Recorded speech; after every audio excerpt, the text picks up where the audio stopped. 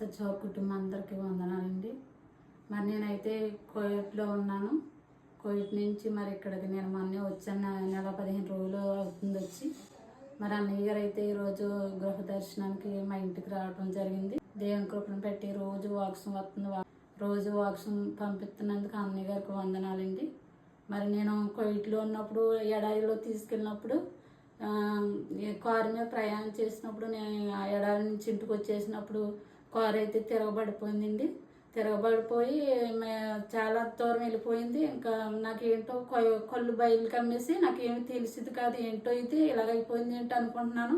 తర్వాత యాక్సిడెంట్ అని తెలుసుకున్నప్పుడు వేసి రక్తం అనుకుంటా ఉన్నాను. అనుకున్నప్పటికి మళ్ళీ తిరగబడ్డది కారు.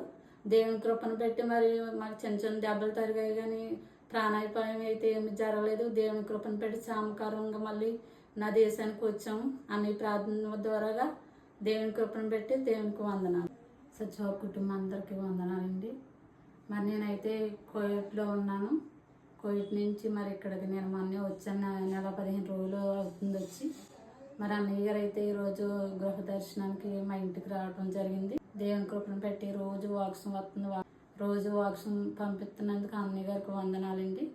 మరి నేను కోవిడ్లో ఉన్నప్పుడు ఎడారిలో తీసుకెళ్ళినప్పుడు కారు మీద ప్రయాణం చేసినప్పుడు నేను ఆ ఎడారి నుంచి ఇంటికి వచ్చేసినప్పుడు కారు అయితే తిరగబడిపోయిందండి.